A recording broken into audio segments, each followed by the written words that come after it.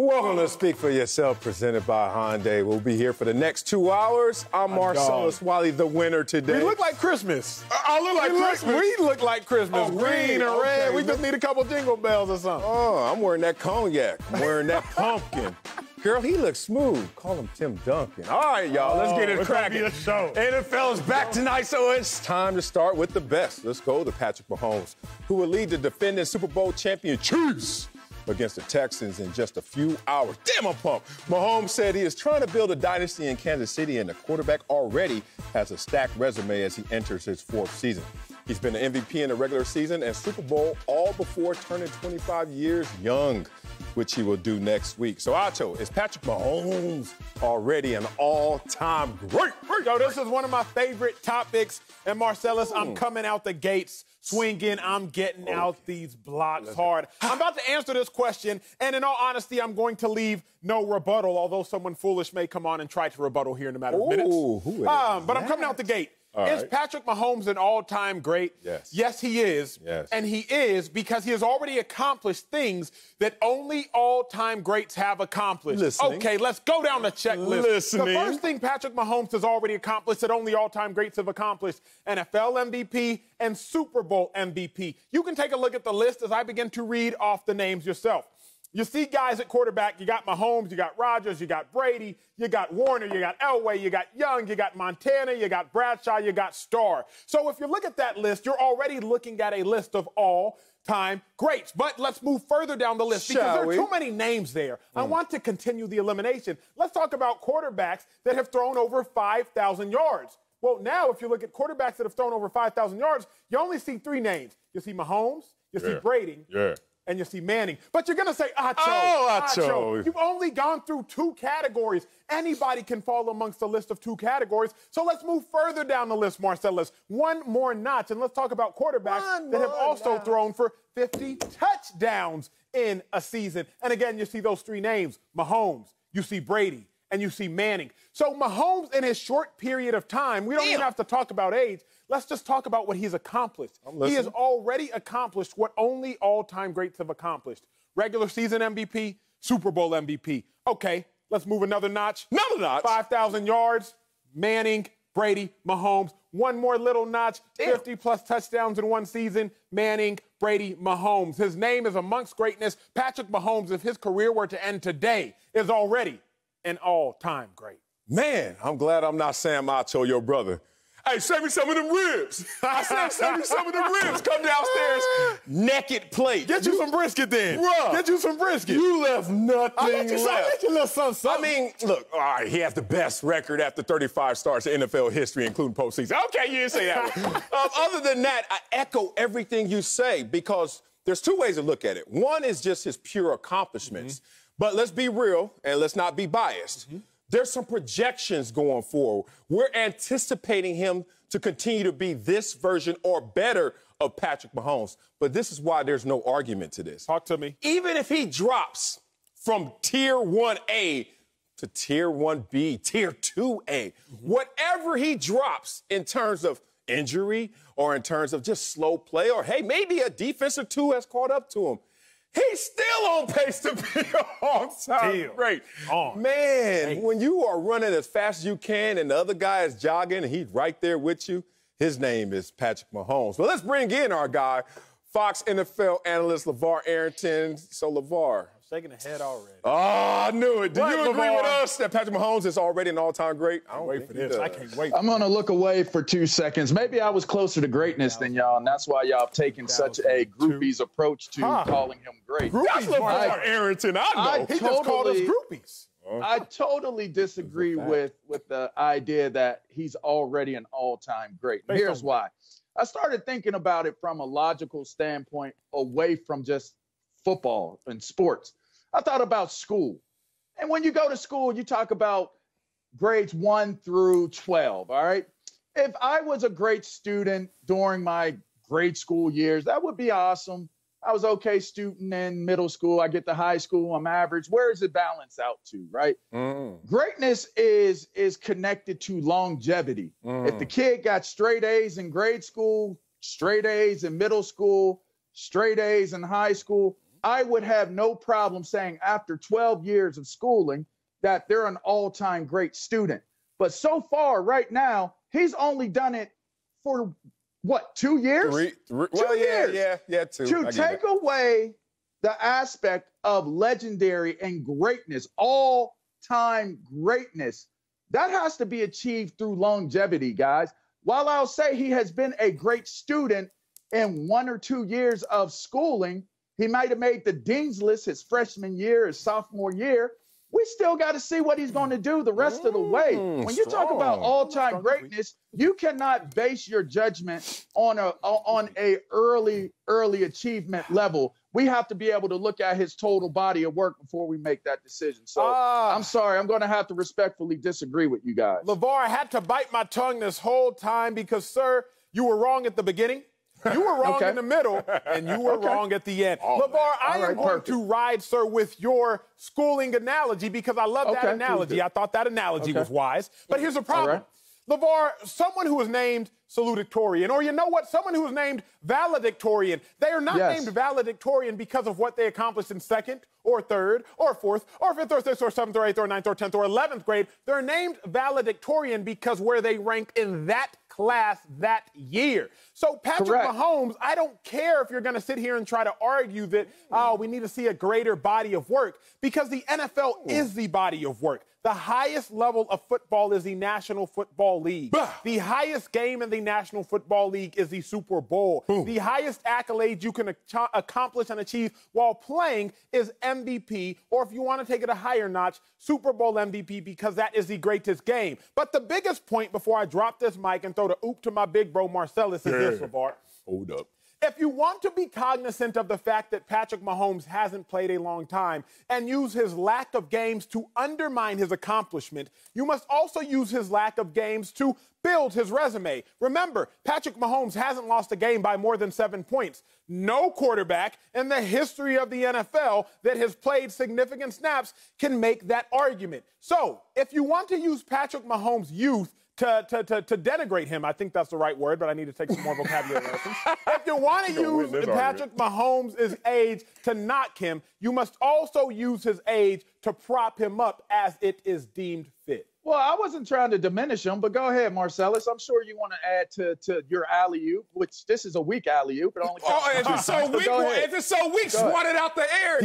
No. Let me see you go, LeVar. Well, come on, swat it out. You want me to swat it out of the air? Matumbo it. No. It still comes back. You're trying to make it seem like it's a negative to say that I'm diminishing and downgrading what his accomplishments have been. I'll give you a personal idea of it. I went to 3 Pro Bowls with 3 different defensive coordinators with 3 different head coaches, right? Yes. I have overcome the odds in that sense to make it to the Pro Bowl. I don't look at myself as an all-time great because I made 3 Pro Bowls, right? Because the total body, 3 Pro Bowls as a starter. 3. But you a number 2 pick. We saw some of that coming. And the number 2 pick. But I'm not an all-time great because I was rewarded the number 2 pick for what I was able to do in college. I was not rewarded being one of the greatest all-time greats for being a 3-time Pro Bowler at year 4 in my career. Year 4 in my career. 3 Pro Bowls out of 4 years. At least you're making me work now, LeVar. That's a good argument. At least you're making me work. All right, I'm just saying. Make me work. We're not throwing out some names. There's some names. Y'all remember Sean Alexander? We're not throwing out all-time great because Sean Alexander was a league MVP and played in the Super Bowl, are we? Do we remember Matt Ryan? We're not throwing out all-time great to Matt Ryan because Matt Ryan played in the Super Bowl and got an MVP of the league, are we? Okay. So as well as Pat Mahomes is doing and as well as his stats look on the stat sheet, and no one is trying to diminish that. I am not trying to diminish his greatness. All I'm saying is to say all-time great, it has to be through a duration of time. I applaud That's all I'm saying. I applaud this. I'm glad we got to work now because it was too easy. LeVar, you went in your bag. He did. He went in there. You went in your bag. You grabbed one of them Wiley-isms. Thank you. If you want to impress someone, show them your accolades. You want to impact them, you show them scars. And LeVar just showed y'all some scars of a meteoric rise and also a meteoric fall. Hey, your boy sitting here feeling the same way when I was twice voted top 50 in the league and thought I was the man. And what had happened was things changed drastically. But here's the thing about Patrick Mahomes, why he's different, why he's not just talented. This dude's a genius at the position. What do they say about talent? Talent hits a target no one else can hit. But a genius hits a target no one else can see. And good Lord, when I watch Patrick Mahomes play the position of quarterback, I don't think I've seen this before. This dude is literally a lab experiment. You play baseball your entire life. And football's your third option in terms of ability and even in passion. The dude's a basketball player. So imagine you have the athleticism of a basketball player. We all know when it comes to the talent pyramid, basketball players stand on top.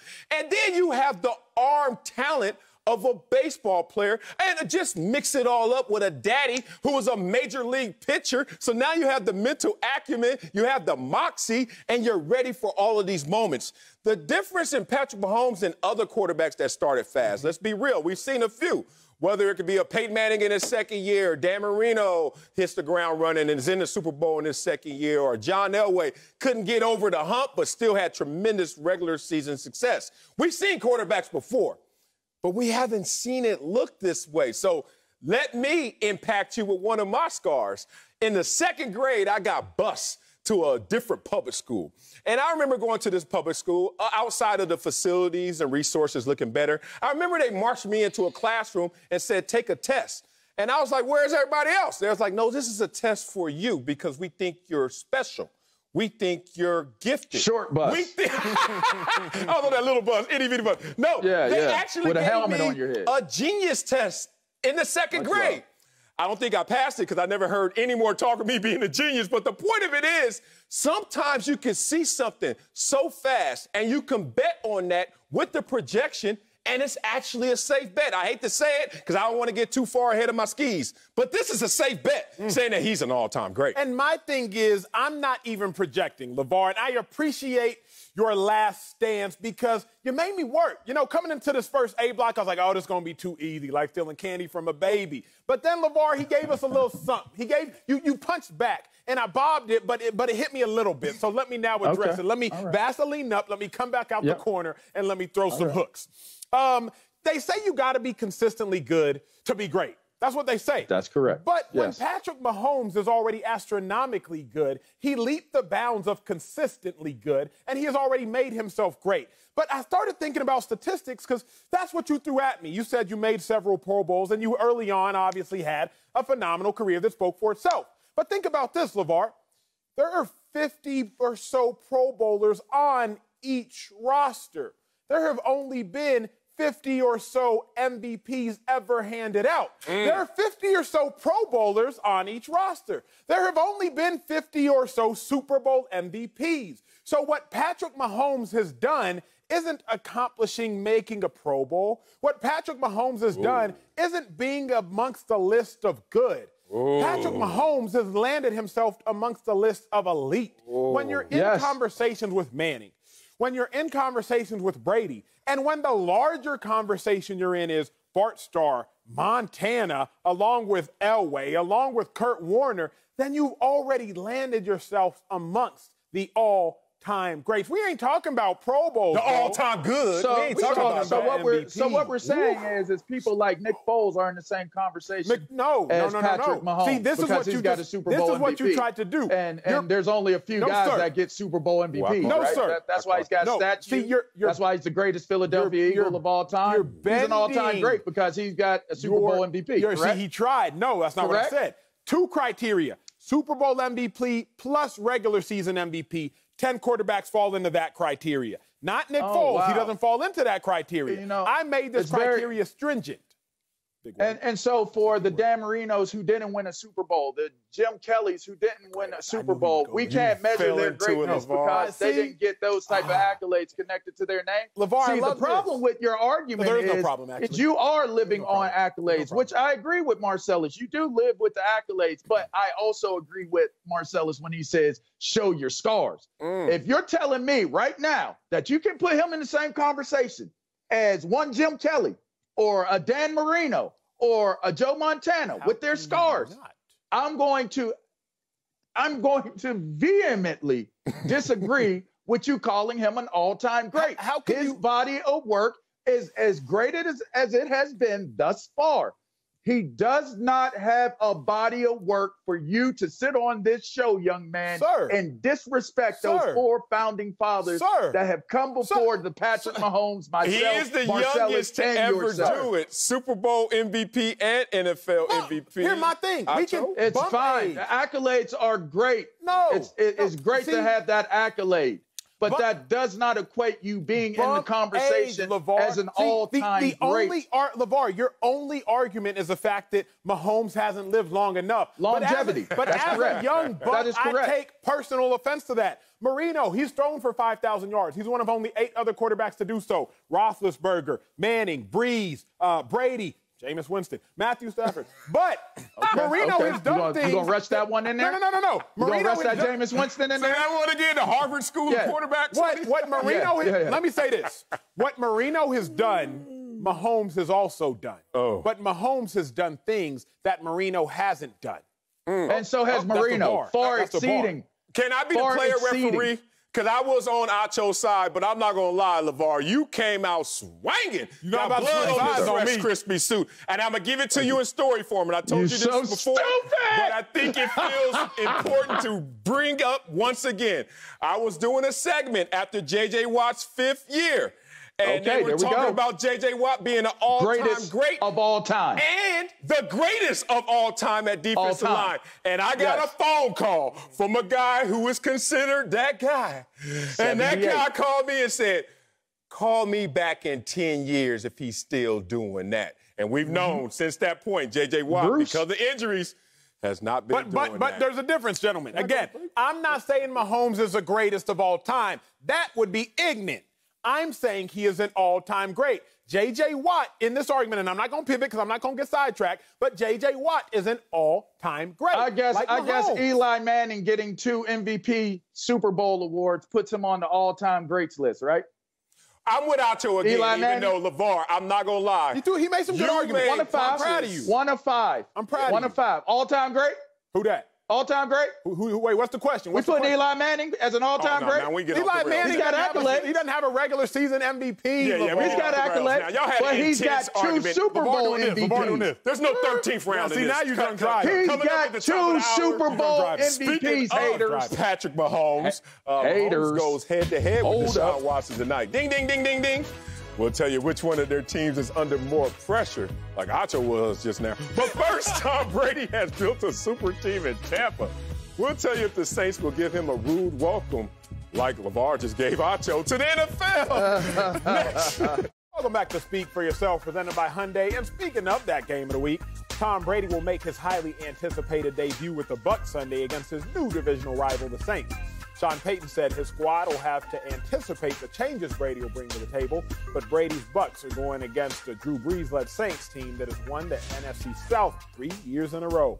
Joined once again by LeVar. Hopefully we're on the same side this time after you hit me with a 2-piece. East, my brother. But Marcellus, do you expect the Saints to give Brady a rude NFC welcome this weekend? No, I don't. I don't expect the Saints to go out there and dominate, let alone win this game as they anticipate, because they don't know what to expect coming out of Tampa Bay. We all know the personnel, but we don't know how this is all going to play out in terms of how they're going to call the plays and how they're going to execute on those same plays. And I think having that element of surprise is going to create the fear of the unknown for the New Orleans Saints, and they're not going to know how to attack them. Just think about the game of football as a microcosm, every single play. Imagine you're that running back, and there's a linebacker like LeVar Arrington, and I'm talking about early LeVar Arrington, the 3 Pro Bowl LeVar Arrington, not the one we see right now with the bad shirt.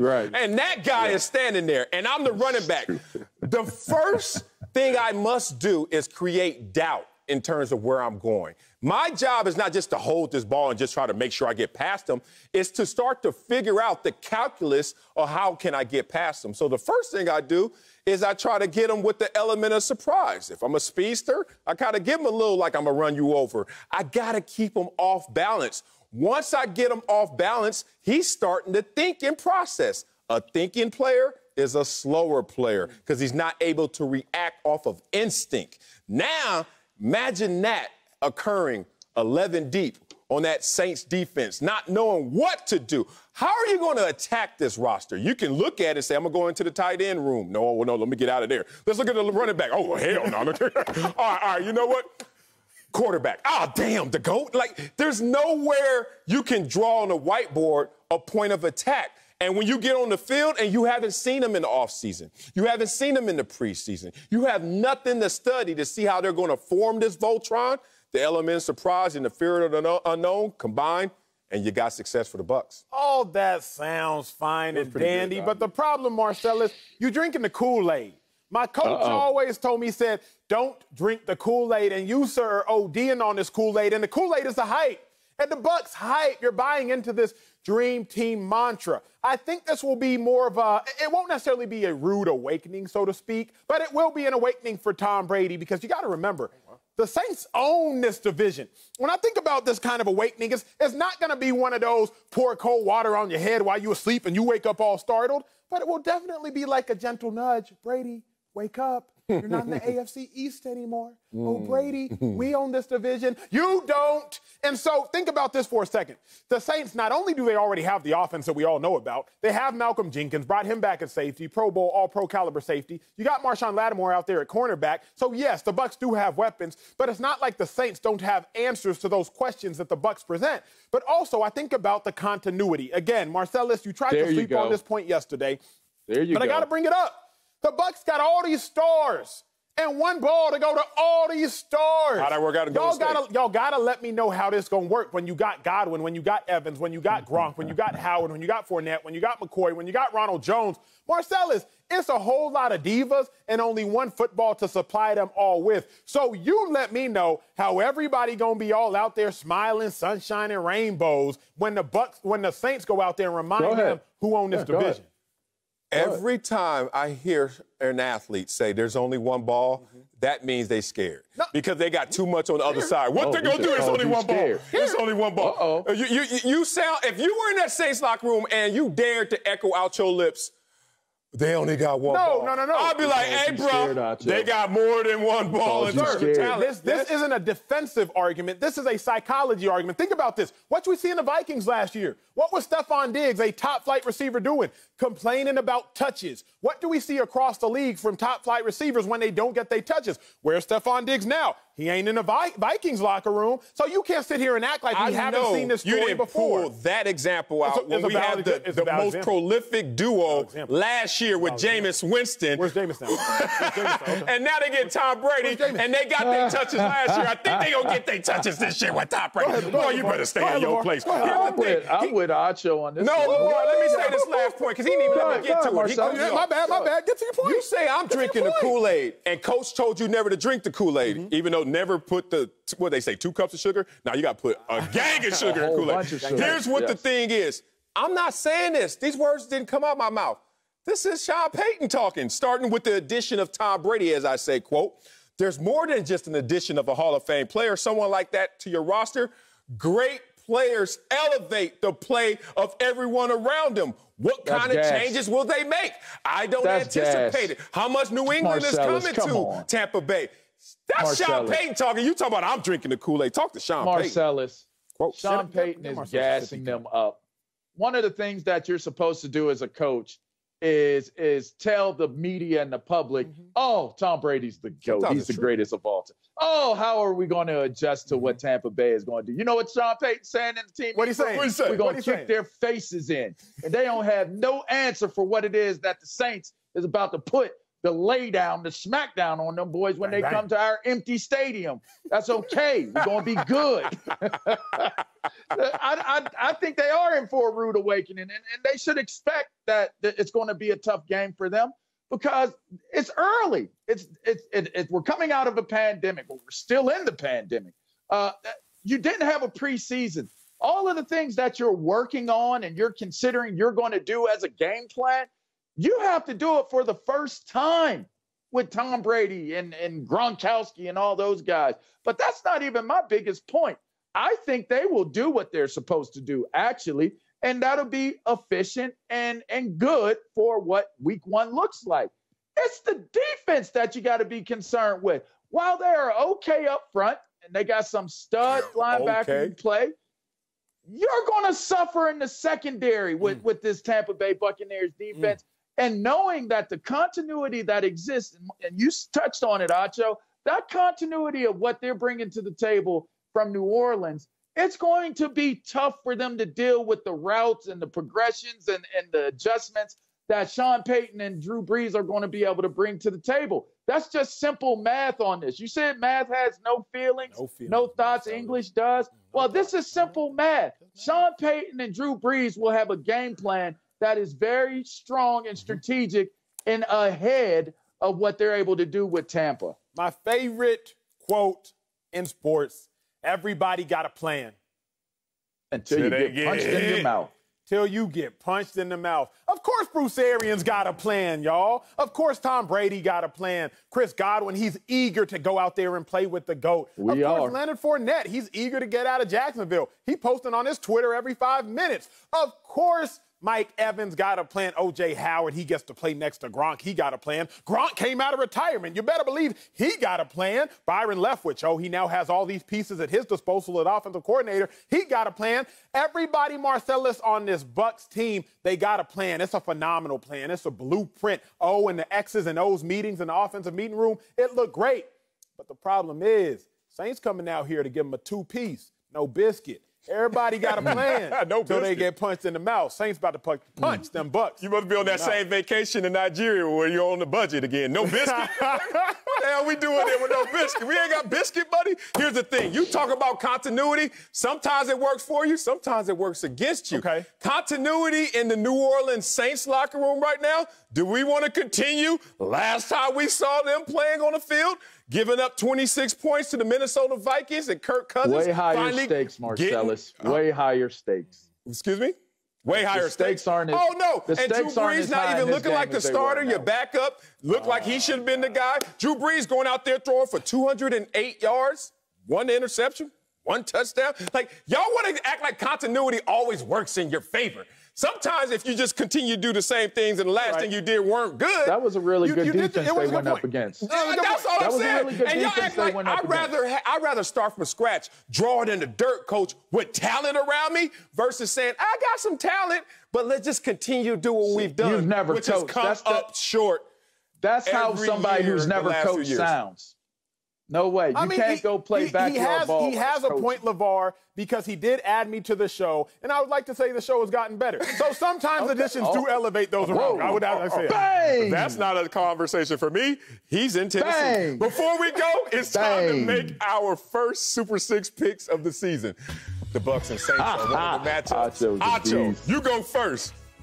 Give me a winner and by how many. I already told y'all this. I'm sticking to it. 35-31. The Saints are going to win this one. It's going to be a high-scoring affair. Obviously, you got Brees, you got Brady, you got offensive weapons galore, but the Saints aren't going to let go of that stronghold they have over this division. 35-31 Saints.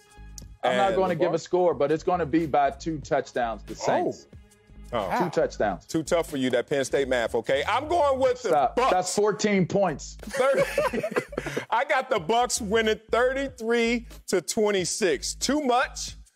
Too many of them that can do it. And there's too much to figure out without having any preseason. Go Bucs.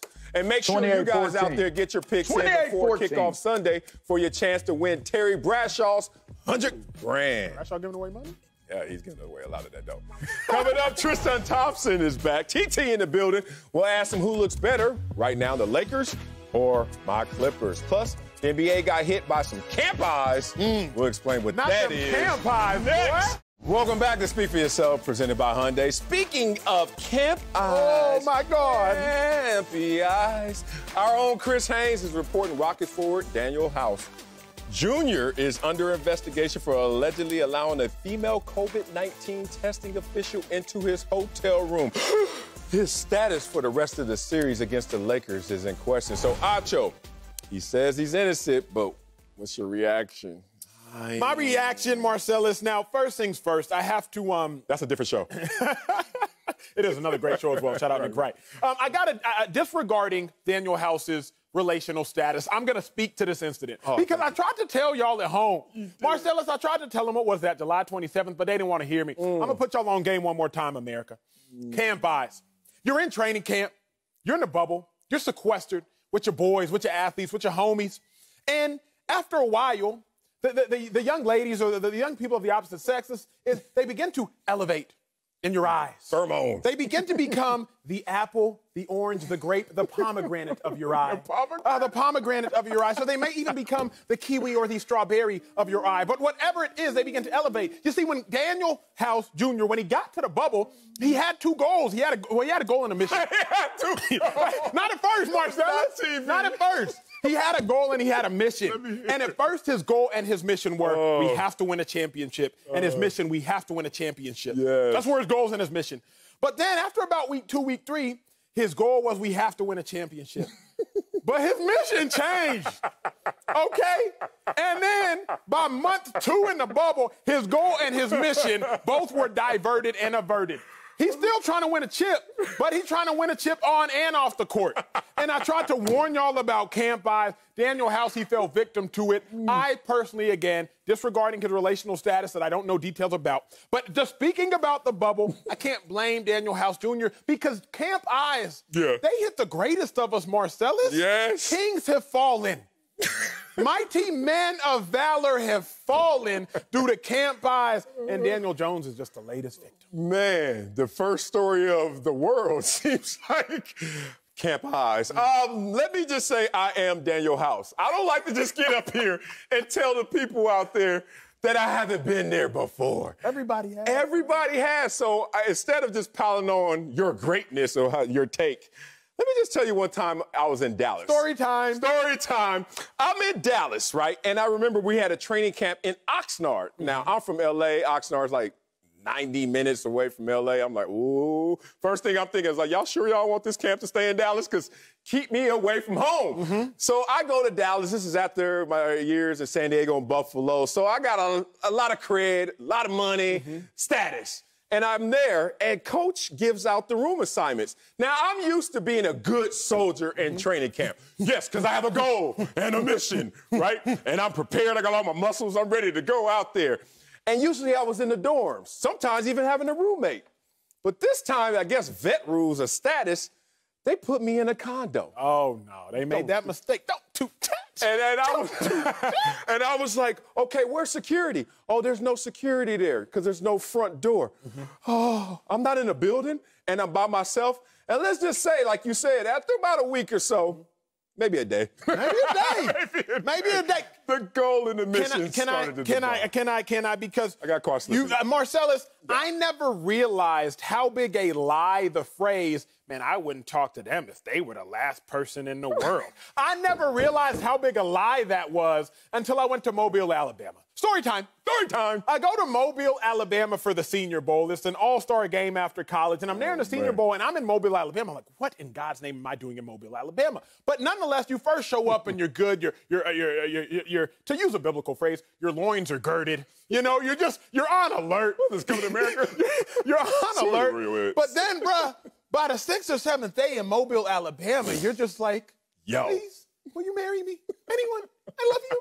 I just love all of you. I'm telling you, bruh, Daniel House, I'm not going to blame you. I feel you. Yeah. I know where you coming from. Yeah. You fell victim, friend. Yeah, man. What had happened was basically this segment right here. And Lou Will started it off. And Daniel House is the latest to get caught. There will be another. But there will be a lot of interactions. Just don't get caught. Well, let's stay in the bubble where both the Lakers and Clippers are coming off dominant wins.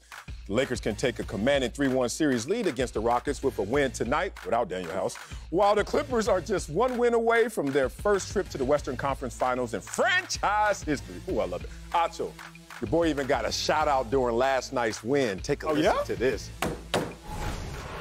Still don't see Billy Crystal in there.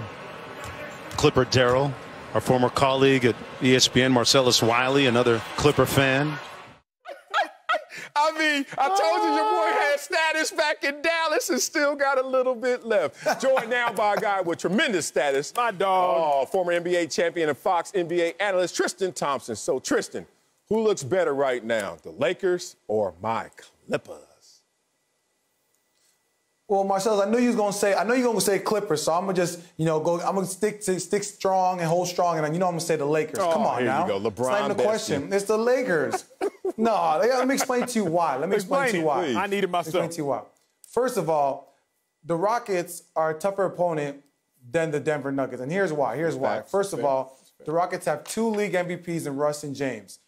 Second, that the Rockets are playing small ball, which is we've never seen done for a long period of time. We've seen it in stretches, but for a long period of time, we haven't seen them. And the reason why it's tougher for the Lakers because, first of all, the Lakers lead the league in blocks. I think it's about around 7. If you round it up, it's like 7 blocks a game. So that's a big part of their defense. So with them going small ball, it takes out JaVale McGee and Dwight Howard, 2 guys that are protecting the paint, and it's kind of the anchor to their defense on the back line. So taking those 2 guys out, it's definitely made it tougher for the Lakers. 100%. But you know who coming up and playing strong is my boy, playoff Rondo. Oh. Marcellus, you thought it was old hand-me-downs. I told you he come ready to play. You see that?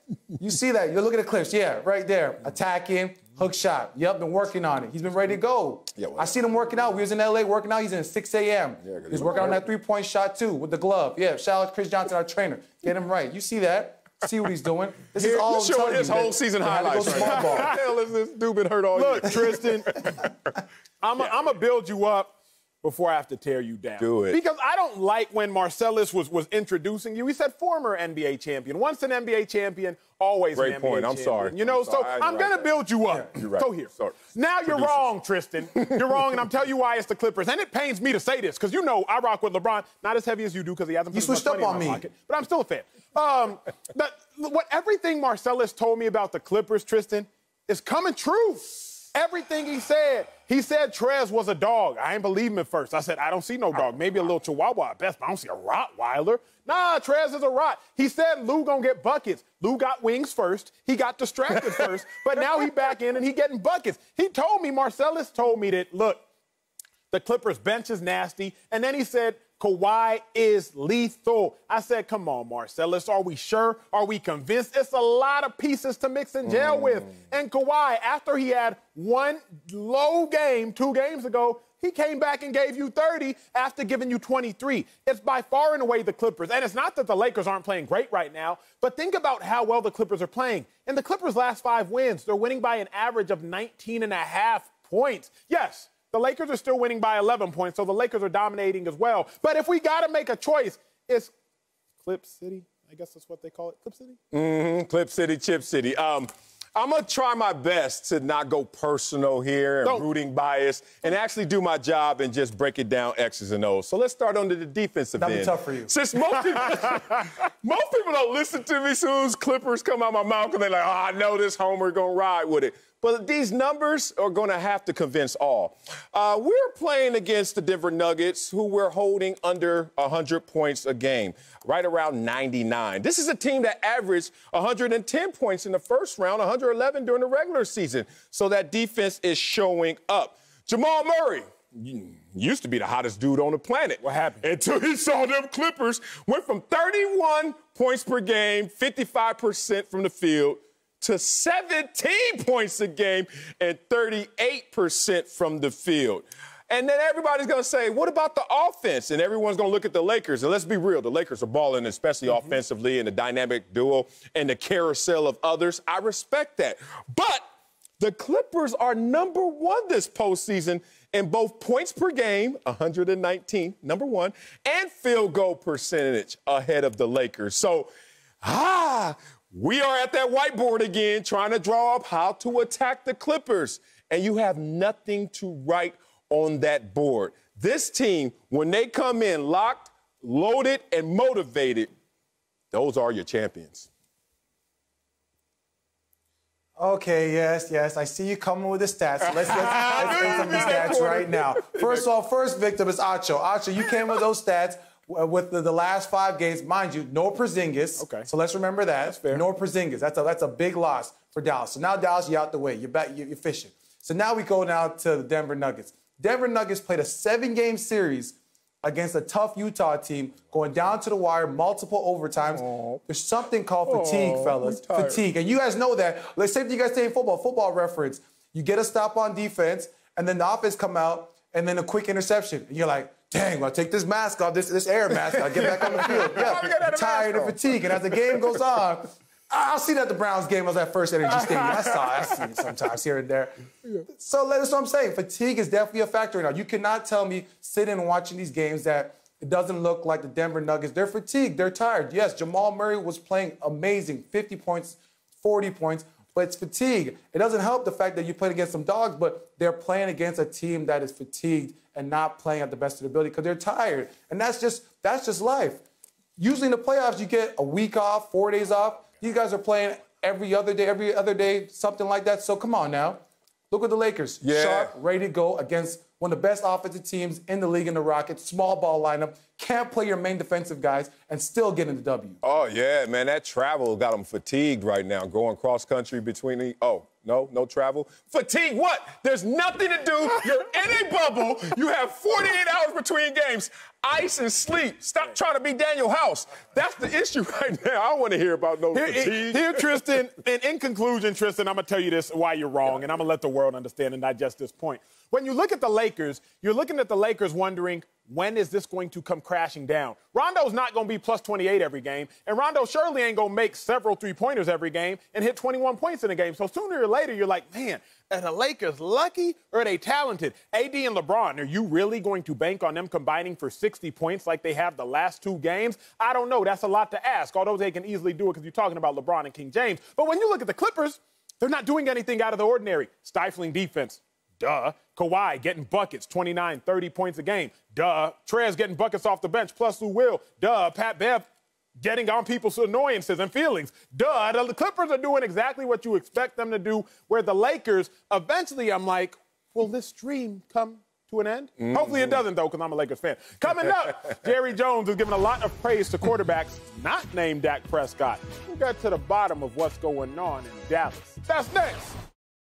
Oh, let's move to the always interesting Dallas Cowboys, who say they have their quarterback of the future in Dak Prescott, but he's still playing under the franchise tag this season. Patrick Mahomes and Deshaun Watson, on the other hand, signed huge, emphasis on huge, contract extensions this offseason, while Dak and the boys couldn't get a long-term deal done. Jerry Jones said he wasn't shocked when Mahomes and Watson got paid, saying, quote, there have been no surprises here, no surprises in Mahomes and Watson. They just happen to be arguably two of the top players in the National Football League. Prospective players and however you want to define them. Play key positions, and so I would say that you see no surprise here at all. Marcellus, keep it real with me, bro. Keep it real. Do I ever not? You don't, and that's what I love about you. Man. Is Jerry Jones throwing shade at Dak Prescott here? No, he's not throwing shade. What's he doing then? You fell for it, and unfortunately, I think a lot of our society falls for this. What they fall for? Oh, man. When you were in Dallas, when I was a Dallas Cowboy, one thing I found true is that no matter what the story, people were going to find the angel, or more importantly, the devil in every story situation. When you're a Dallas Cowboy, that light is so intense, that light is so bright, that they're looking for microfibers to just blow up on shows and make them topics. Oh, guilty. And we're going to blow this one out of proportion. The love for other guys and respect for other guys who are top players in this league does not translate into hate for Dak. But you are going to probably take it to that place to say, that must be a slight. How dare you like something over there? You can't fully appreciate what's over here. I keep telling you this, and these are the words out of Jerry Jones's mouth. Quote, I reiterate our thinking now and in the future is to have Dak as our quarterback. But no, that's not good enough for you. But I've learned in our, month or two. What have you learned? We're about 2 months. There's one thing you got a soft spot for. Talk to me. In terms of really internalizing my points. Okay. Wileyism. So here's a Wileyism for you, damn it. This is Dak Prescott's mindset right now. Life is a competition between you and yourself. Dak is running a race by himself. He is not in the same race with Patrick Mahomes. He's not in the same race with Deshaun Watson. Let me break this down for you. Please. Because I had a track coach. Please. And we were national champions, track, LA Jets in the building. Shout out to Coach James, talking to us, coaching us, and saying, never get psyched out. And we didn't know what the hell that meant. We're 11 years old. No one could beat us. And it said, this is psyched out.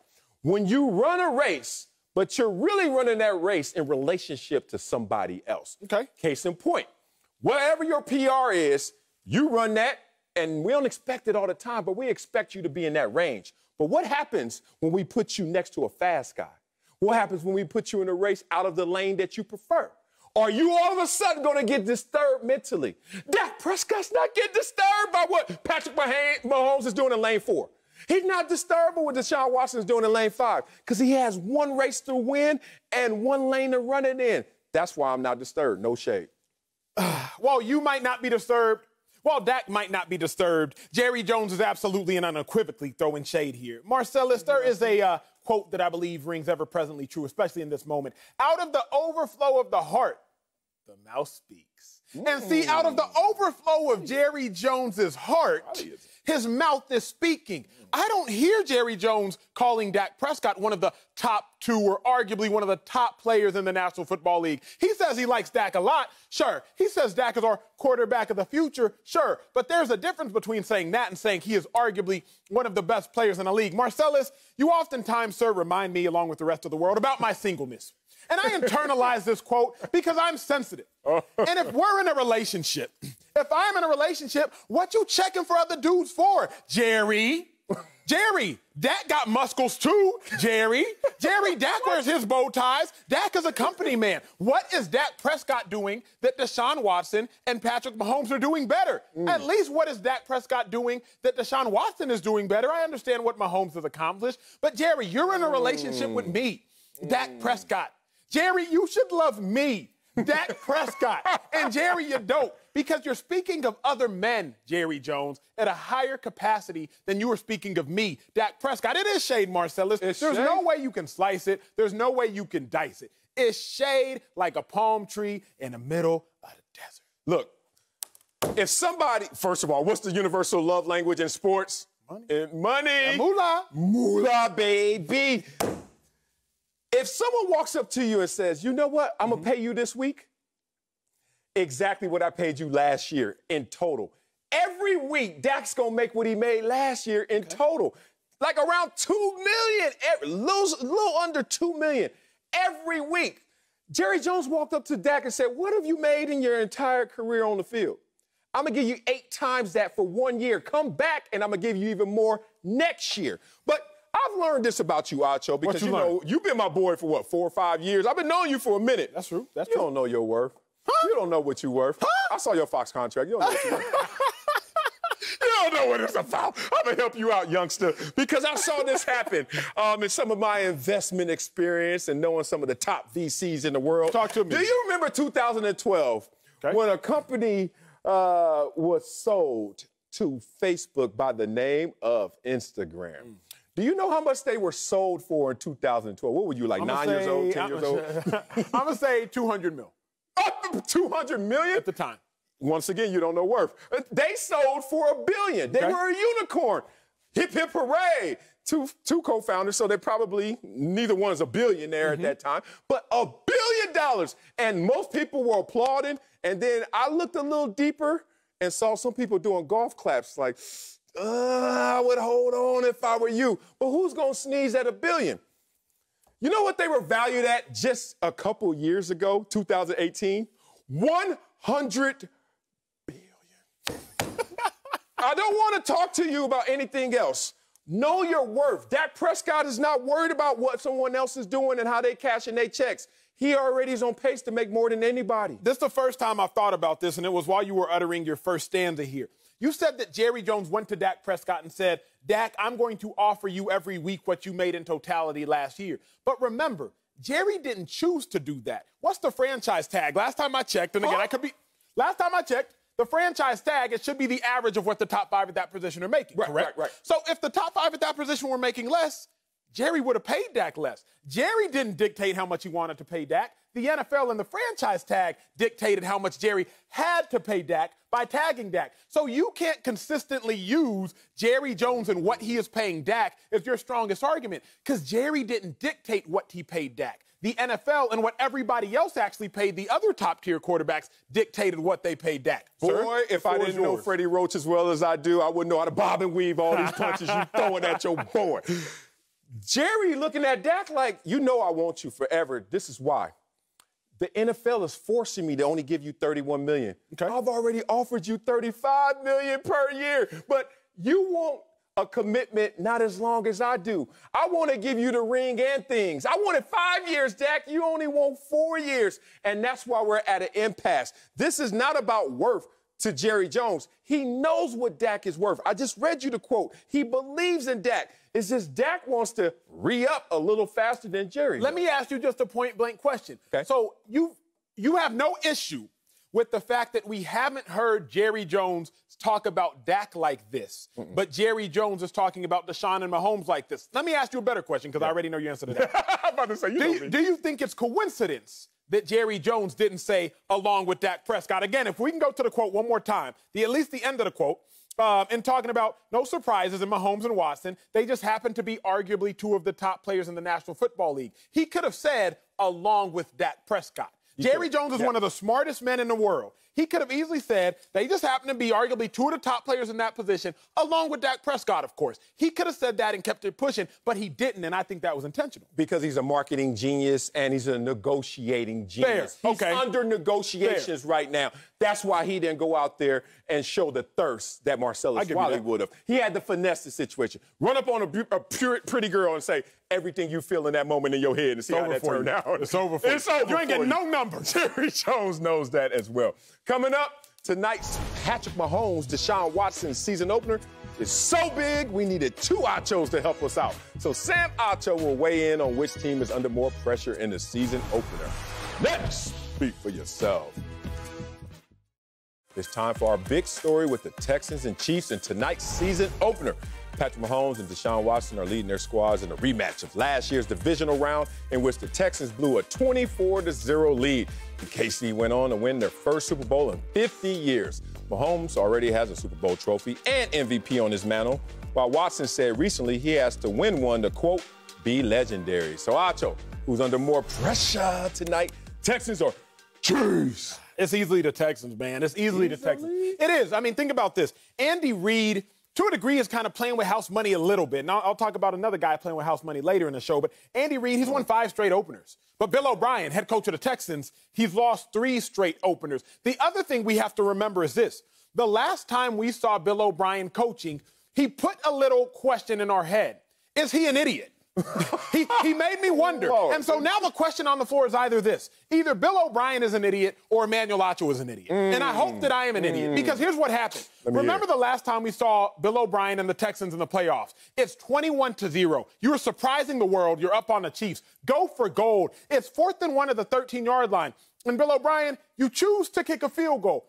Okay, I'm not tripping. You really should have gone for the jugular. But then later on, the Chiefs score. Now it's 4th and 4. It's your own 31. And now you want to run a fake? Now you're ballsy all of a sudden? Now you got courage? So Bill O'Brien, right then, you proved to be an idiot. Okay, fast forward to the offseason. You got a superstar quarterback. Okay. You have a superstar receiver. Now you just have a superstar quarterback because you traded your superstar receiver. So again, I'm like, Bill O'Brien, you're either an idiot or you're a genius. But it can't be both of them. So now, opening night, Chiefs, Texans.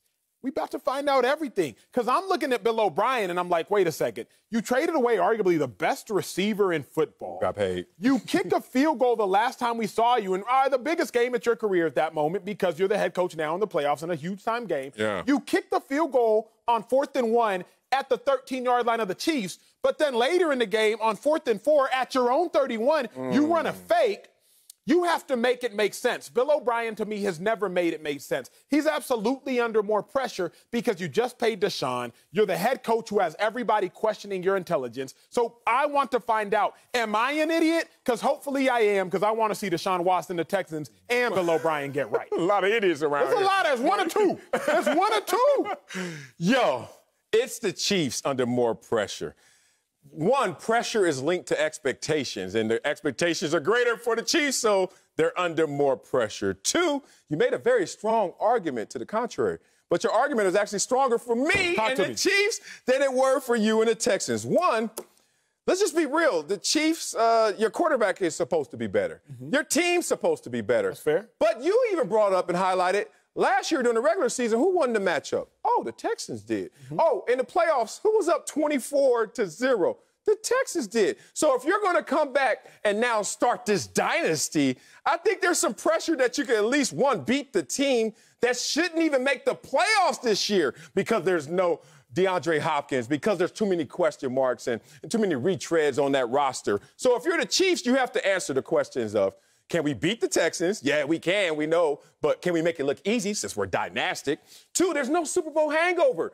Guys out there saying, forget Michael Jordan, Chris Jones, Tyreek Hill. We are on a mission for a dynasty. If you can't handle business against the Houston Texans, supposedly not a playoff team this year, how in the hell are you going to continue to talk about dynasty? And the last narrative I want to continue to keep alive. And we're hearing it. There's some whispers of the barely won. You barely won. Like, I'm not taking anything away from a champion because I'm not.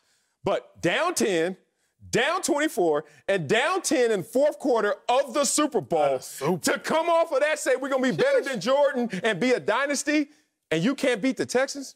Sounds like pressure to me. Tired of listening to you, Emmanuel, though. Let's bring in another Acho. Emmanuel's big brother, Sam, my man. Sam, who's under the most pressure tonight? Texans or Chiefs? Settle the score. Yeah, well, it's good to be on with you all, and I'd love to come on here and say that Emmanuel's an idiot. Right? I'd love to come on here. I'd also love to come on and say that Bill O'Brien is an idiot. But after listening to what you said, Marcellus Wiley, you, my friend, are an idiot. Here's why. Where'd that come from? Here, let me just explain. You're talking about a team that was down 24-0 and came back and won. You're talking about a team that was down 10 in the Super Bowl in the fourth quarter and came back and won. Last I checked, I don't care how much I was up or I was down. I care about them W's, right? The W's. Strong. And the Kansas City Chiefs are a Super Bowl champion. They have a W. Last I checked as well, Patrick Mahomes feels zero pressure. Last I checked, this dude was in the pocket getting beat up, left, right, taking jabs, taking punches, and came back and led his team to a Super Bowl victory. Bill O'Brien, on the other hand, in the Houston Texans, I don't think they have what it takes. The last times they've been in the playoffs, they have lost, and lost. Last I checked as well, and I have to throw this out here because I really would have loved to say that Emmanuel was wrong, but he's right on this one. The last I checked, the division that those Texans are in is a pretty easy division, right? Nobody's worried about the Colts. Nobody's worried about the Texans. Or excuse me, nobody's worried about the Colts. Nobody's worried about the Colts, Texans, Jags. the Jags. Yeah, let me nobody's worried about the Jags. back in this race. Come on. Nobody's worried about the Titans. Oh. We're not worried about them. And so the Texans to win their division, I'm not really worried about that. Sam, I was giving you the brother pass. You know how Southwest got those buddy passes? You can just bring the homie. I was allowing this to happen, and you came out here and straight came with the Popeye punch. Okay, we got a problem. All right, I'm going to put some pressure on you because I expect you to have earbuds. I mean, look, your butt been playing too long in the league to be coming out here wired up still. Let's talk facts. Whenever you want to build something, it starts at the foundation. And confidence is no different than building a house. You got to put the wood down. You got to go out there and every step of the way get ammunition for the confidence. I love Nick Saban when he comes to his teams after all the championships he's won. And he says in his first day meeting, guys, we are not defending a championship for a couple reasons. One, everybody in this room right now wasn't in this room on that championship team last year. But two, don't you dare skip a step in terms of going back to square one in terms of sense of urgency, attention to detail, and let's go out there and play our game. You sound like you're going to be the coach that gets in front of them and say, oh, this team has lost so many times in the playoffs, and you know what? We were down 24 before, and we just came back to beat them. So why even approach it that way? You're coming in with too much Super Bowl equity for a team that's talking dynasty. Marcellus, what he's coming in with is not Super Bowl equity. It's just Acho intellect. He's coming in, Marcellus, with a degree of understanding that, sir, you have yet to achieve for whatever reason. And here's the thing. Regardless of how you, Marcellus, feel about Mahomes' contract, he still is slated to make $500 million or $500 million. And so when he's coming in, Patrick Mahomes, again, They're playing with house money. But the Texans, they literally have 3 teams in that division. It's themselves, it's the Colts, and it's the Titans. The Jaguars aren't even playing football this year. Breaking news, they just not, because they really not rolling out a competent roster. And so if the Texans can't win that division, the Texans are in big trouble. But I also think about this, because this is my last point we have to remember. The last time we saw a team lose a 1,000-yard receiver and a 1,000-yard rusher. Only 4 times have we seen teams lose 1,000-yard receiver and rushers in seasons. Last time that happened, the 2014 Eagles. Remember, Chip Kelly gets rid of LaShawn McCoy. Chip Kelly gets rid of, doesn't re-sign Jeremy Maclin. I'm in the locker room at the time. I'm thinking to myself, Chip Kelly's either an evil genius or he is purely evil.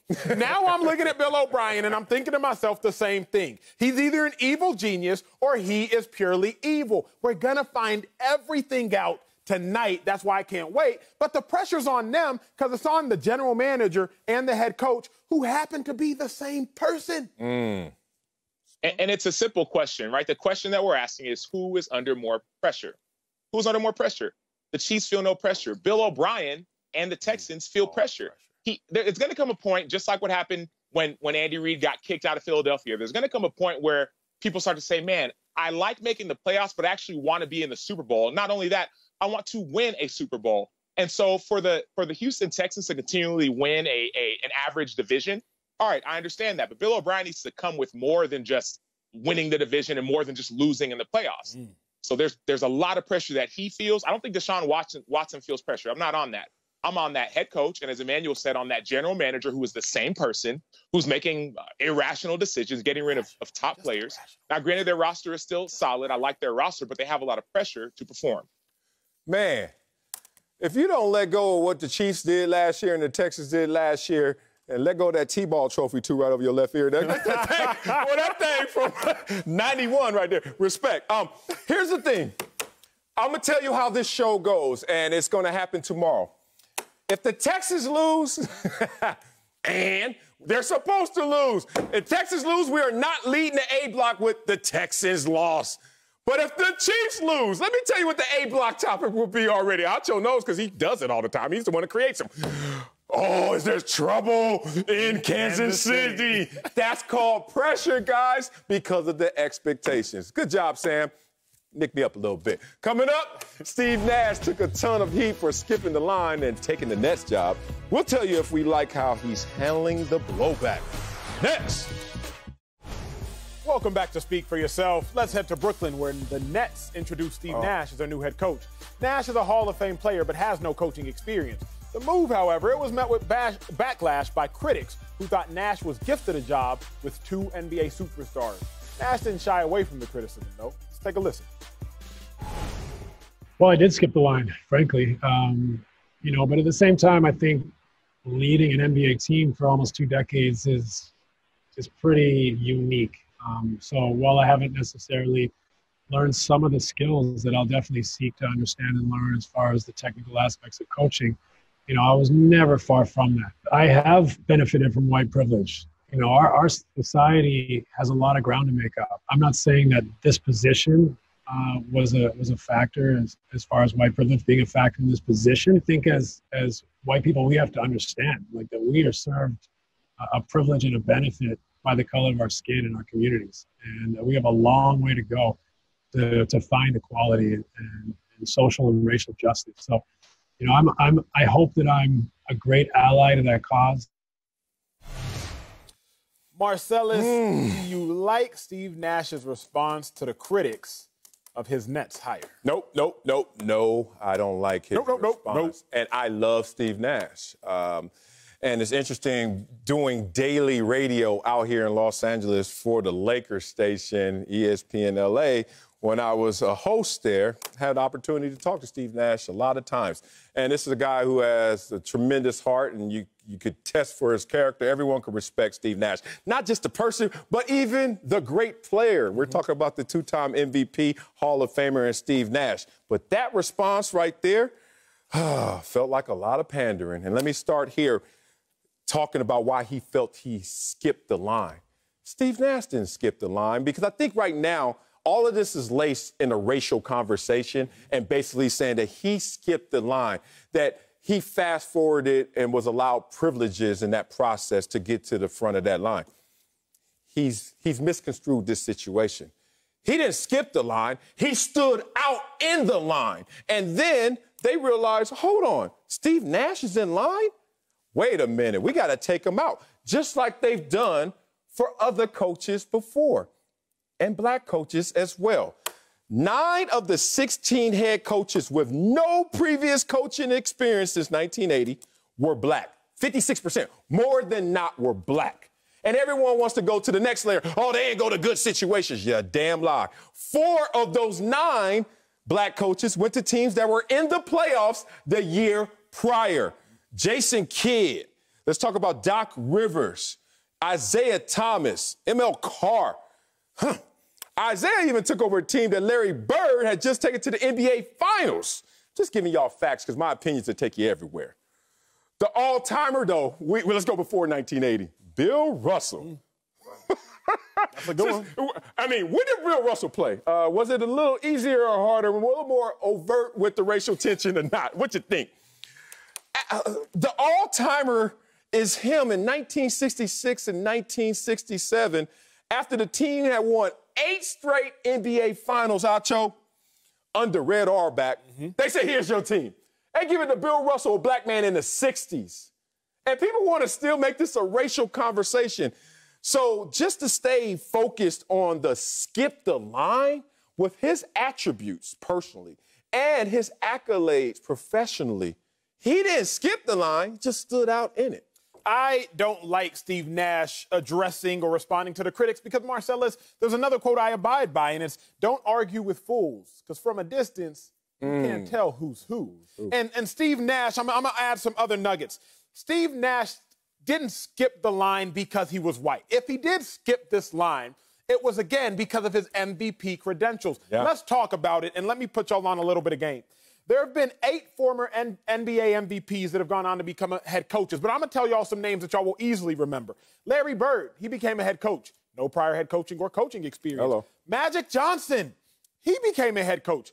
No prior head coaching or coaching experience. Willis Reed, star for the Knicks, becomes a head coach. No prior legitimate coaching experience. But what did they all have in common? Former NBA MVPs. Now let's look at the flip side. Let's look at some of the most prominent coaches this game has ever seen. Greg Popovich, he coaches for 21 seasons prior to taking over as head coach of the Spurs. Phil Jackson, he coaches for 10 seasons before taking over as head coach of the Bulls. And now the most recent coach to have several chips, obviously, Eric Spoelstra. He was with the Heat for 13 seasons before being named head coach. So what does this tell me? This tells me that the rocket booster, the fast pass to getting to the front of the line, is not necessarily a matter in this instance of the race. It's more so a matter of your on-field accolades. I don't even got this in my notes, but this hit me this morning, so I'm going to drop it. I had to go to the flip side and look at football. And I said, wait a second. You have some coaches that are you have some players that become coaches very quickly, but then you have coaches that have to work themselves through the ranks. I look at Mike Vrabel. After he leaves, dominates for the Patriots, he becomes a head coach within 7 years of coaching. Coaches at Ohio State, becomes a defensive coordinator, becomes a coach. But then I look at Bill Belichick. He had to coach for 18 years before becoming a head coach. Okay, let me go to another guy. I look at Doug Peterson. He had to coach for 11 years before becoming a head coach. Why just 11 years? Because he played the game. But then I look at Andy Reid, Doug Peterson's teacher. He had to coach for 18 years before becoming a head coach. And then Mike Tomlin, he had to coach for 19 years before becoming a head coach. So what is the limiting reactant? What is the contributing factor? It's playing the game, or in the basketball instance, it's playing the game at a high level. I don't have a problem with Steve Nash speaking his experience. I don't have a problem with him speaking from his heart, speaking to be an ally, speaking to say that white privilege, in his opinion, does in fact exist. You know my opinions. I've stated my opinions on that. But he didn't skip the line because he was white. And there's just so much empirical data, Marcellus, to back this up that I don't even like continuing this conversation and elevating it for the world to continue to put embers and let this fire burn. Because the fact of the matter is, if he skipped the line, he skipped the line because he is a 2-time NBA MVP. Historically speaking, all former NBA MVPs skip the line. Period. It's period. But look, I do like elevating these conversations because people do learn from this. Media has a tremendous power and influence. No matter how you feel it affects you personally, maybe someone around you can be elevated in this intelligent conversation. So we must continue to do it. Now, not only did I not like him saying he skipped the line and not making it merit-based, realizing he just stood out, but this whole element of white privilege, which we had a tremendous conversation on, I want to bring up again because he brought it up again. And this is interesting. Tell me about this one. He said white privilege exists, but it didn't in this case. And I've heard that a lot. A lot of people echoing that. But it's interesting that now there's an opt-in, opt-out button on your skin color, and it's privilege in terms of when it works, when it affects, and when it does, and when it doesn't. And I find that a little peculiar, almost hypocritical, saying, wait a minute, you're saying white privilege exists, but then it doesn't in this situation. But if it exists, would it apply to you being white all the time? I push back on that. But what this is really showing me is that people know that there's a mob out there. There is a Twitterverse. There are people who are going to punch you if you don't come with what they want to hear, right? So then people are feeling like they have a choice or a dilemma, really, either to fight the mob or feed the mob what it wants. And I see Steve Nash feeding the mob what it wants, just like I saw my friend, former teammate Drew Brees, feed the mob what it wants. Drew Brees went out there and said what he felt in an authentic manner. And it shouldn't have offended people, but it did. And then Drew Brees made 19 videos in 2 days to try. Did he really make 19? No, it felt like it. Just to show that I made a 180. And then he has gone to the extreme of now wearing Jacob Blake tape on his helmet to show that I am down with the cause, which all looks disingenuous to me, whether his intentions are there or not. All I'm saying, Acho, is you can't get distracted.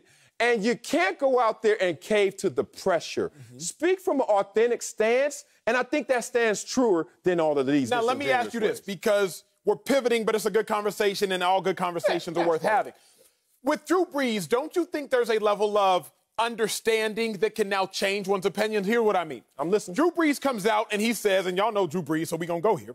Drew Brees comes out and he says what he says. I stand for the national anthem, and I'm going to paraphrase because it's been a couple months, but I stand for the national anthem. I have ancestors, et cetera, that fought in the war. They fought to protect this flag, et cetera. Malcolm Jenkins, former teammate of mine, current teammate of Drew Brees, he comes out and says, wait, we have ancestors that fought in the war too, and they didn't come back to a soldier's welcome. So Drew Brees, in hearing that, he can have a degree of empathy and say, you know what, maybe what I said was a little bit ignorant, so maybe I can apologize for that. Yeah. I'm not going to knock someone for educating and changing their stance, and I think it should be tolerable for them to educate and change their stance. Now, is it genuine or disingenuous? That's TBD.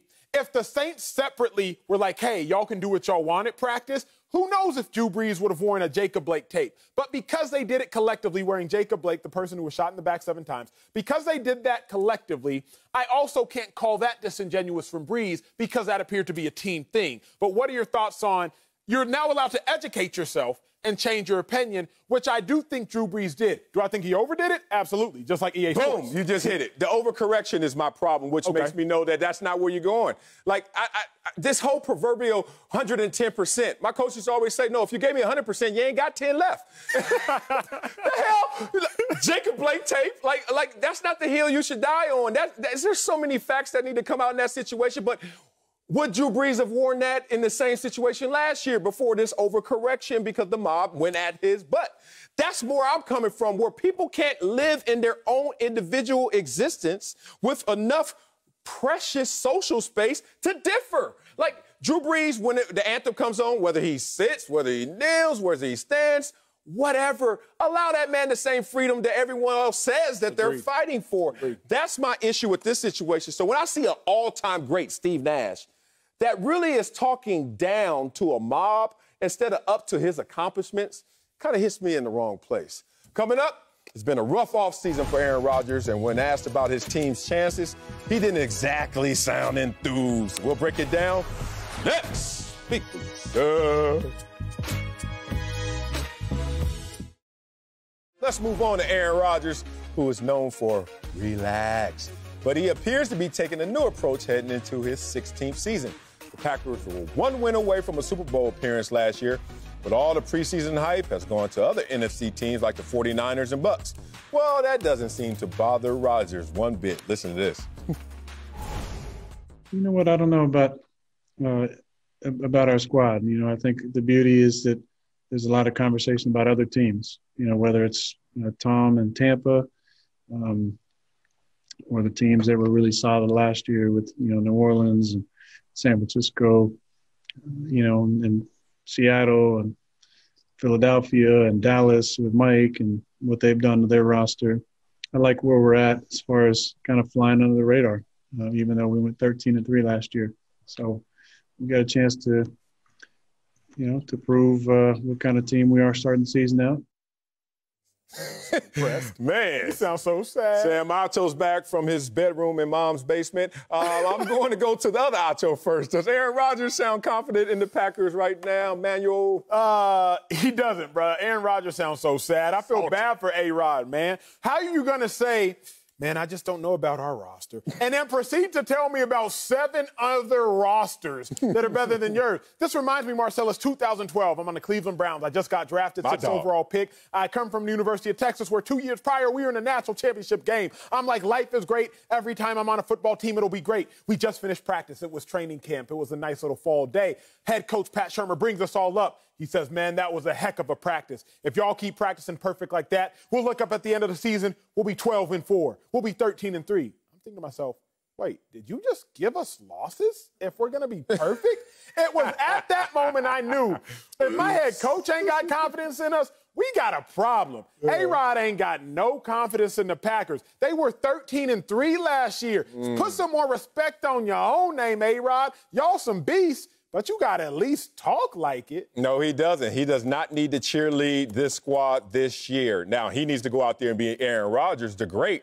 But cheerlead him? No. And I'm with Aaron Rodgers. He doesn't sound confident. And it's the reason why he doesn't sound confident. Why? Because you fools didn't listen to me and give me what I wanted. So guess what? No pom-poms this year. We just going to play, and I'm going to be dry and dusty in my approach. That's fair. Here's the real. There's a difference between just going to work and then going to work proud, because you know that you're pumped, that you got something. And this team was one game away, even though they got smoked in that game, one game away from the Super Bowl. And all Aaron Rodgers did in the offseason was work his tail off and say, please give me what I need to get over that hump so I can get back in the Super Bowl.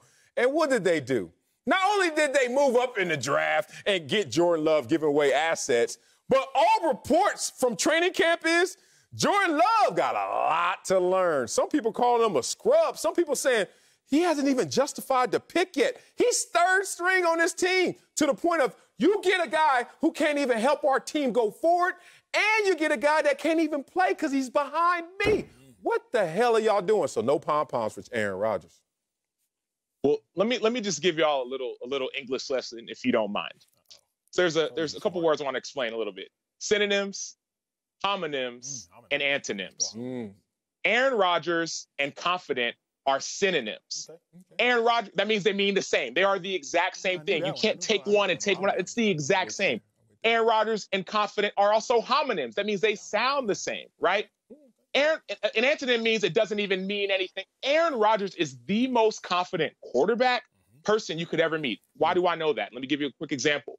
Going back to the negotiations, the CBA negotiations for the NFL, Aaron Rodgers, one of the team reps, we were negotiating for weeks, for months, almost a year of negotiating. The rubber had met the road. No, it seemed like there was an impasse. Nothing could be done. Well, all of a sudden, flies in Aaron Rodgers, and he comes and sits with 8 owners and says, hey, this is what we need. This is what we're going to do. If you don't do it, we're out. A-Rod to owners. These same owners talk about with Jerry Jones, the same teams, we talk about all these guys. That's Aaron Rodgers, right? That's off the field. Now let's take Aaron Rodgers on the field. 2018, Chicago Bears, week 1. Aaron Rodgers is playing the Bears. I was on the team. I know. I was there. I remember we had just signed Khalil Mack. He took my spot. It hurt my feelings. We just signed Khalil Mack. This man sacked, forced fumble, interception, touchdown. Took Aaron Rodgers out of the game. His knee was injured. He was out. We thought we had a chance to win. There's no Aaron Rodgers. All of a sudden, fourth quarter, trots out Aaron Rodgers, and he leads his team to victory. And when he does that, he looks to our sideline and gives his the guns, right? The guns. He gives the guns to our sideline. The team went on to go 13-3 and go to the NFC Championship game. Aaron Rodgers hasn't lost anything. Aaron Rodgers is confident. Aaron Rodgers is ready. No one talks about, obviously, we're talking about Tom Brady. We talk about Tom Brady. We talk about New Orleans. Talk about all these teams, Arizona, DeAndre Hopkins. We talk about all these teams. Nobody is talking about Green Bay Packers. Nobody's talking about their defense. Nobody's talking about those outside linebackers, Rashawn Gary, Preston Smith, Zadarius Smith, the D-line. Nobody's talking about Tyler Lancaster, Dean Lowry, Kenny Clark, who just got paid. Nobody's talking about Adrian Amos back at safety. Nobody's talking about Mike Pettin in that defense, who was one of the top defenses last year. Everybody's talking about all the other teams. And you know what Aaron's saying? He's saying, okay, that's fine. Keep it up. Keep on talking, and I'm going to walk myself right to the Super Bowl. Emmanuel and Sam, not synonyms. You much better and smarter. Come on, man. You'll step your game up. Looking like a damn antonym out here right now. Before we go, antonym. Football. Antonym. Well, let's go to New Orleans, where Drew Brees has been rewarded for all his hard work with a Hall of Fame career. There's speculation now that this will be Brees' final year, and with that, his final shot at winning a second Super Bowl. But Brees acknowledged the retirement rumor, saying, quote, "I'm on borrowed time. I've got nothing to lose." Big Bro Sam Macho is back with us, but Marcellus, are you buying that Drew Brees has nothing to lose this season? No, I'm not buying it. And this is an interesting mental dynamic. I see a lot of people try to go out there and lay a soft mattress in terms of expectations when they say borrowed time. And well, it's just interesting because I'm going to ask you guys right now, do you guys know for sure how long you're going to live? Yeah, me either. How about when you were drafted? Did you know how long for sure you were going to play? No, you don't. So when Drew Brees goes into his last year, supposedly, why would you want to go in there and term it borrowed time? All of this time is borrowed, brother. I don't understand it. Let's go corny. Let's go Hallmark card, where the present is a gift. And if I'm Drew Brees the Great, who doesn't have an MVP yet, and I'm trying to move up those tiers in terms of how you really respect me fully as a quarterback, this ain't borrowed time. This is the time I'm about to own every second, every snap. So it's just, I don't think it's a leak in his mentality, but it's just something that he's trying to lay down in terms of softening the expectations. Not a fan. I respect it, but I'm going to rock with the other phrase he said. He said he got nothing to lose. And I agree with Drew Brees. He has nothing to lose. Again, he's playing with house money. If y'all watch the show long enough, y'all already know your boy be in them casinos. And back when I used to go to the casino, Marcellus, you know, after you go in, say you're going with $1,000, just a little something, a little $1,000. After you get about 3 or 4 or 5, you put the $1,000 in your pocket and you playing with house money, because it doesn't really matter what happens with these chips. You've already earned enough. That's the same thing with Drew Brees. It doesn't really matter what happens with these chips. He's already a Hall of Famer. He's already going to be somewhere between the 7th to 12th best quarterback of all time. He's already the all-time passing yards leader, all-time highest completion percentage. And there's really not a difference, Marcellus, between 1 and 2 Super Bowls. Now, if you start talking 3 Super Bowls or more, short list. Brady, Bradshaw, Montana, Aikman, very short list. But Brees can't win 2 Super Bowls in 1 season, so he playing with house money. He ain't got nothing to lose. I respect it. I'll put it this way. Who doesn't say I have nothing to lose going into an NFL season? And I'm combining, Marcellus, what you said, Emmanuel, with a little bit what you said as well. Going into my second year, I was starting the league. Man, I got nothing to lose. Man, you know how much pressure I felt that second year being a starter? Right. I just got 7 sacks the year before as a rookie. Now I'm the guy. I had everything to lose. Well, fast forward, had an injury a couple years later. Right now I'm backing up. Boy, I'm a backup now. I got nothing to lose, right? So here's the deal. No matter what scenario or what position you put yourself in, who's not going to say they have nothing to lose? But I believe that the only reason you really say you have nothing to lose is when you, in fact, have everything to lose. Drew Brees has a lot to lose. He's trying to cement his legacy as one of the best quarterbacks to ever play this game. That's why he's still playing at 41 years old. He's not going to retire after this year if he doesn't win a Super Bowl. He's going to keep on playing until he gets that ship or until he can't throw anymore. And so Drew Brees does, in fact, have a lot to lose. See, Sam, you say it, he's already cemented his he's trying to cement his legacy, but you know when you pour that concrete or whatever it is on the ground and it sits for a while, it's already cemented. And Drew Brees ain't got nothing else to do with his legacy. The cement is there. He's just walking on it now. He can't really continue to imprint it. But do you understand what it's like when you're trying to be great, bro? You're trying to be great. Drew Brees is trying to be great. Let this man win a Super Bowl this year. You think he's going to retire? No. Let this man win 1. He wins 2. He wins 3. All of a sudden, he's like, man, I'm feeling good. He's going to do whatever it takes to go and cement his legacy as the best, not 7 to 12. No, imagine hearing that. Drew Brees is probably appalled watching this here and you say he's the 7th or 12th best quarterback. No, that gives him even more reason to go and be great and to go and win that chip. Yeah, it sounds like a conversation when somebody walks up to somebody that's wealthy. Say, you have enough money. What else could you want? More money? What the hell are you talking about? It's never enough. No limit records. It's never enough. Damn right. It's never enough. And you look at Drew Brees this offseason. Let's be real, man. His PR team working overtime. Brand managers like, where our equity go? Drew Brees used to be the man on the grill at the barbecue. And now Drew Brees, man, he gotta step it up in a lot of other facets to get the full respect that he deserves because of his greatness and accomplishment.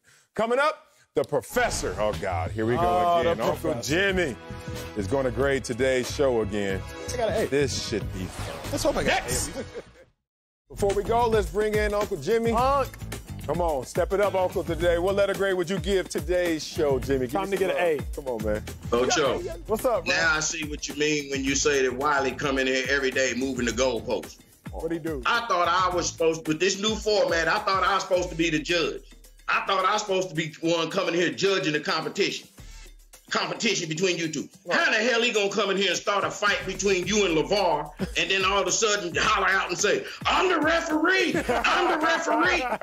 Hey man, the only thing this dude been talking about all day is, I got on a new suit, I got on a new suit.